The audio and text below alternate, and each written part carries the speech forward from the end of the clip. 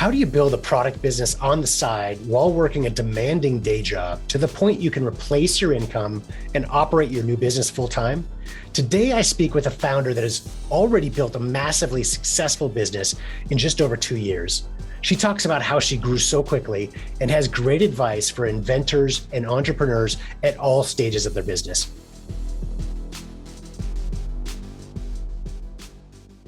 Welcome to another episode of the Harvest Growth Podcast, focused on helping consumer product companies, inventors, and entrepreneurs harvest the growth potential of their product businesses. Today, I'm really excited to be speaking with Froula. She's the founder of BackEmbrace.com. We're going to talk about exactly what that product is. I do have to say, I love this product, and I really love the way she's presented her marketing today, too. So I encourage you to check out their website at a minimum to see what she's done, and the great graphics, the story, everything she's put together has been fantastic so far. Again, BackEmbrace.com. We'll jump in and talk about exactly what the product is and get to know more of Kara's story and how she has built this business successfully and very quickly. So I think you're really going to enjoy this interview. Kara, welcome to the show. I'm so glad you joined us today. Hi, Phil. Thank you so much for having me. It's just such an honor to be on your podcast and just to share a little bit about BackEmbrace. Absolutely. I'm really excited to share your story, as I mentioned. So let's start off by, can you explain what is the BackEmbrace? How does it help people? Yes. So BackEmbrace is a posture corrector, and it just gently pulls your shoulders back into proper alignment. Anyone can use it. You don't have to have had, major like orthopedic or back problems or suffered a back injury, just merely, from tension and strain from working in front of our computers. And our mobile devices. It's a gentle reminder. You can wear it over your clothes, under your clothes. It's seamless and flexible and incredibly comfortable. I have to say, I can't remember if I've mentioned this to you in past conversations or not, but I love the brand name. For me, Thank you. I'm a big believer in being descriptive with your brand names, even though, of course, the creatives in the world would say never do that. And the lawyers would say the same, right? It's harder to protect the more descriptive as opposed to a made up word, right? But it's easier for consumers to get it when it's a little bit descriptive. And especially when there's a play on words, right? I just love the fact that it kind of acts as a brace, but in reality, it's embracing you and hugging you into that proper alignment or positioning. Just genius. Can you tell us about the process? How did you come up with it? Was it a hard name to come up with, or is it one that kind of came to you one night? It's funny. I was out actually shopping with a girlfriend, and I had been trying to figure out what I was going to name this thing. And I really wanted to include the word back. I wanted it to be somewhat descriptive, having to do with the body part that it helps the most. And it just popped into my mind. And I remember racing home to go buy the domain on GoDaddy,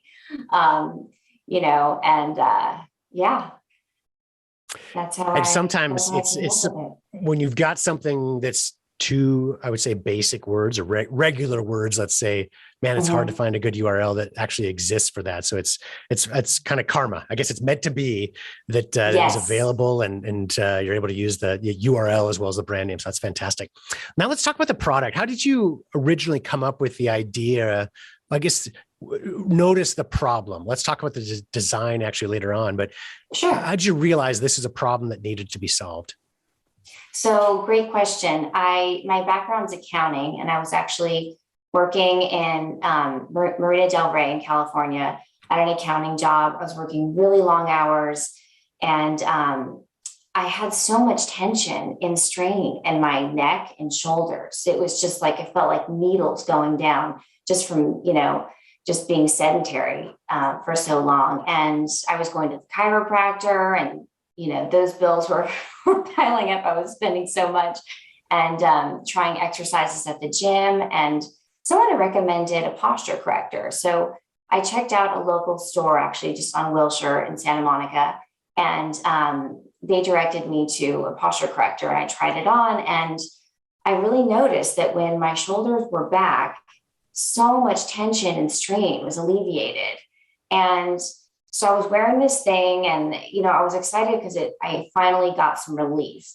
The thing was, it was really bulky, really padded straps, and really restricted my mobility. It had a big buckle on the back. It wasn't very attractive. So I kind of realized I actually started just kind of wearing it around, and I was actually too embarrassed to wear it around, to be honest. It was just so not cute. And I'm somewhat of like a fashionista. So I actually sewed a cover for it. I found some fabric at like Joann Fabrics, and my mom helped me sew a cover. And so it made it just a little bit cuter. And so when I was wearing that around, literally people would stop me and say, "Oh, where did you get that? I need one of those. Oh my gosh, my posture is terrible now. My shoulders hurt." And that's when I kind of realized, I think there's a need for this. Yeah, absolutely. And by your description, I think part of the reason there was a fashion concern with it is it was bulky enough you couldn't wear that one underneath your clothes, as opposed to the BackEmbrace. Right. That's part of what drove part of that design. So Exactly. how did you get from that point to now designing the current product you have that works so well and is hidden? Right. Okay. Thanks. So I first just started ordering every posture corrector I could find. Literally, my roommate at the time was like, "What's going on?" My dining room table was like filled with boxes and everything. And I was really kind of studying, all of these different braces and just kind of figuring out, okay, well, this one has a nice feature, but this material is really scratchy on the skin. And I was really just kind of going through each one, and ended up over time, I just really played around with different materials. I was ordering memory foam. I was just trying to like makeshift prototypes in my apartment with the stapler, and kind of trying to figure out. I ended up working with a seamstress who executed some of my designs, and it took so many iterations. It took prototyping for actually years because I worked full time. And so this was just kind of a nights and weekends. Whenever I had a chance, I would just kind of chip away at it. And, time, it was a labor of love. It was exciting. It was fun, but it was a lot of work. And I eventually ended up coming up with the new design that, and I'm patented now, utility patent. Oh, fantastic. Congratulations. Thank you. And let's talk about the launch timing. So as you mentioned, it took years to develop the product and get it perfected to the point that it's ready for market. And once you got to that point, I believe it was the fall of 2019, right? Yes. Which I think is opportune timing. You and I had a quick conversation on this before, where a product like this, with the shift that happened to the entire world, right? Starting in 2020 with COVID driving almost everybody to work in their homes, now without supportive chairs, with non-ergonomic desks, with not in a place they're used to working, or it wasn't built for working for a lot of people. So it drove a lot of back issues. For you, a lot of opportunity to help people, right? To overcome that. So you couldn't have predicted that, but I think the timing ended up being great for your business. From that point forward, so even before COVID, what would you say drove your early success? Because it's only a couple of years ago, right? This is a very short timeline that you've been so successful with your business. What was one of the first things that drove that success? I think definitely, as I was prototyping and, I had my full-time job, I wasn't sure how I was ever going to make the leap, to leave my full-time gig with health insurance and salary and everything to just like start selling, and so one of the most instrumental things that I did was participate in trade shows. I actually, it was a great way to, prove my concept. And I started out just doing it with a small production run. I'd start out with like 50 and really test those. And then I started, then I put in an order for 200. So I did a trade show, and it was geared for people in the medical industry. And it did so well. I just had an overwhelmingly positive response. And these are people who, sell medical equipment and home health supplies. And no, they loved it. And I just couldn't even believe the success that I had. So that really helped give me the confidence to be able to quit my full-time job and move forward with BackEmbrace full-time. That's fantastic. And for our audience, if you've listened to many of our shows, I'm a huge believer and constantly talk about the benefits of selling directly to your audience, whether that's at a trade show, at a mall kiosk, or to your neighbors, friends and family, whatever it might be. But that person-to-person interaction, you learn so much in the very beginning of a launch like this, where for you, it was a confirmation that you've got something, which is great. And also, I imagine, back to that point, that you also learned some questions that come up that you can then convey into your website, your marketing materials, et cetera. Absolutely. Absolutely. It was a great way to really understand my customers' pain points, and even, the store managers, the kind of questions they get from customers who are looking for, back pain relief.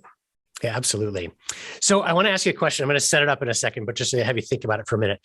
Think about what changes have driven the best results for you. So driving or thinking back to 2019, between then and now, a couple of times where making a tweak to your business really drove an increase in results. So one example, while you're thinking about that I don't know if this is a change, but one of the things I love about your website, if again, encouraging our audience, when you have the chance to go check out the website, BackEmbrace.com. It's in the show notes as well, if you're driving or whatever, to go check it out later.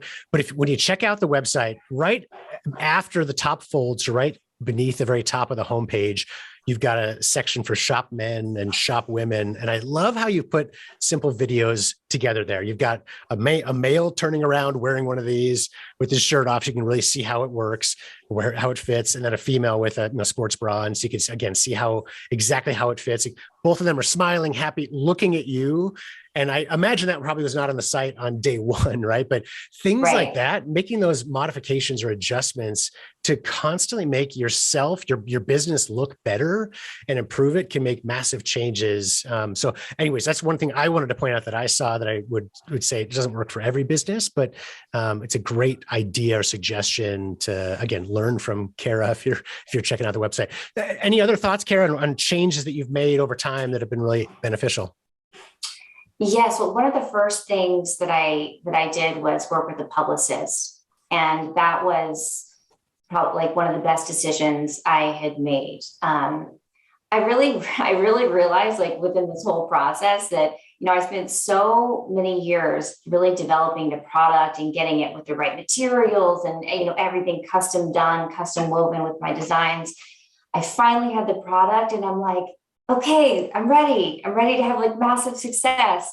And, in my mind, I was like 80% there. I put it up on a website and then I'm like, why aren't they flying off the shelf? And I really realized it's not enough just to have a great product. Having the strategy and execution to really, create and run the business around the product is just as important, if not more important. So one of the things that I did really that was hiring a publicist. I needed to get the word out. And once I got some exposure, it just, I couldn't even keep inventory in stock. It was really phenomenal. I was on Good Morning America and Healthline and CNN. It was fantastic. And that is often left at the back burner, at least at the very beginning, the need to get the message out, right? So often inventors focus on perfecting the product and then get to the end. Okay, I've got it. Perfect. Well, now what do I do with it, right? And that's very normal. And I think the good thing is, spending that time and effort to get it right means that when consumers do come across it, they're going to love it, right? So that's important time to spend. But being sure, as you're mentioning, how do you get the message out there, right? Whether it's through a publicist, whether it's through paid ads, whether it's through organic social media, whether it's working with influencers, there's a lot of different ways to do it. And every product has a different path to success specifically. But the one commonality is you always have to have something to give you exposure, right? So in the early days, a publicist getting quote unquote free PR, right? I'm sure you pay the publicist, right? But a lot of that is ultimately free exposure that comes once you. That's great. So, yes. And then you mentioned the videos on my website. That was another thing that I did. My first photo shoot I did in my apartment with my cousin's roommate, who was a trainer, and he was super photogenic. And I recruited friends of mine to wear it, and that was on my first website. And then I realized I really need some great video content. I really want to be able to show people how this works, how flexible it is. I needed to be able to really show that it's great for men and women, that it can be worn over and under the clothes. So yeah, I did a pretty big photo shoot just about a year ago. And and that also really moves the needle. And one of the things I like about that concept, that idea is, as you go to the website, it feels very premium, right? So again, you spent the time and effort to make sure the product was premium, that it worked well. Now you got to kind of prove it, right? Through it's the content you have, the creative assets that you use. If you've got low quality images, again, in the beginning, great, right? But when you can improve the look and feel of how you showcase your product, whether it's your website or video or whatever the platform might be, but making sure that premium look and feel is there. So people feel right away like, hey, I know this is something I can trust. Not only is it going to work, but it looks great. The smiles alone, right, convey that, okay, it's comfortable to wear. Little nuances like that you've clearly thought through.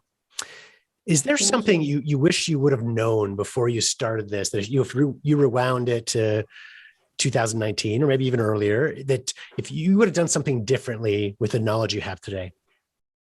It's so funny thinking about that, because I was thinking about that before and I thought, gosh, I don't know. I guess I didn't realize, you just don't realize how much work it goes into, developing a product, not just developing a product, but running a business, and how everything is so,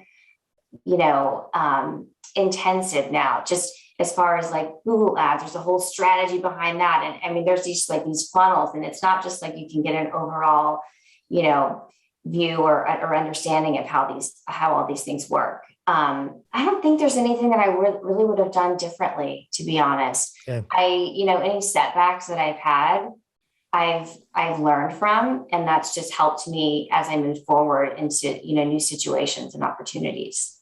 Yeah, it's a good way to answer it. I think, sometimes we look at failures like, oh, I wish I wouldn't have gone through that time or made that decision or whatever. But with your perspective, like you just talked about, right? If we can learn from that, it helps us to grow. And sometimes we need those little failures or big failures sometimes to help us grow in a very different direction we wouldn't have gotten to in a different way. So that's a good way of putting that. Do you have any resources that you recommend, that, any books or podcasts or things that have helped you along your journey? Yes, definitely something that has just been a phenomenal resource for me is a website called Haro, Haro, Help a Reporter Out. And it's free, and you're able to access what all of these editors are writing about. And they send emails 3 times a day with various topics. And, you don't have to have a publicist or be a publicist to respond. But I've gotten some great media publications from that resource. That is a good resource. And I think especially when budgets are limited, I mean, you can use it forever, right? But in the early days, when you don't have money or capital for a publicist or whatever it might be, and you have the time and ability to do some of that on your own, Haro.com is definitely one to check out. Carrie, is there anything I didn't ask in this interview that you think could be helpful for our audience? I think just also maybe reiterating to start small.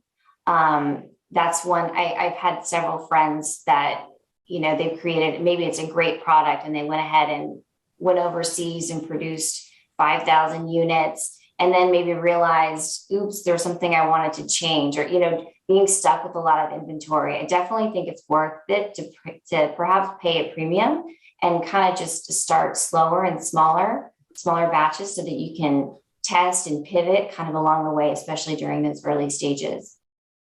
That's good advice. And I often say something relatively similar where, it's okay. I actually am a former accountant as well. Maybe that's why we think that way, right? It's okay to think in the very beginning of if your product's going to cost you $10 when you do small production, it's going to cost you $5 per unit eventually. Well, plan around that $5, right? Forget about, this is testing, right? Just consider some investment in the business. To do smaller runs, pay more per unit, that's okay, as opposed to thousands of units that might sit there. Even if your product takes off, I've seen this many times where they wish they would have been able to make a tweak to it, right? So yes, it's selling really well, but if I had this one extra feature, it would sell even better. My consumers would be that much happier. The return rate would be lower. And so when you start off small, you get some of those learnings that can be translated into bigger production runs down the road. So yeah, I guess that accounting mindset, great advice. So I do want to remind the audience, please go and check out BackEmbrace.com. Again, it's in the show notes. So if you're driving or whatever, check it out later. And if you use discount code Harvest Growth, one word, all lowercase, you'll get a 10% discount off of your purchase. We encourage everyone to go at least check out the website. It's really cool what Kerry has done with his business. Great product, but also great look and feel just to learn. And I encourage everybody to learn from other businesses, what's driven to their success. If you've got a product business that's very different from BackEmbrace, you can still learn from some of the successful things that Kerry has done within her business. So for the listeners, again, please check out their website, but also be sure to check out Harvest Growth Podcast to see other episodes we've recorded. And if you like this episode and want to learn more about how you can profitably grow your consumer product business, please subscribe to our show and leave us a review at iTunes or Google Play.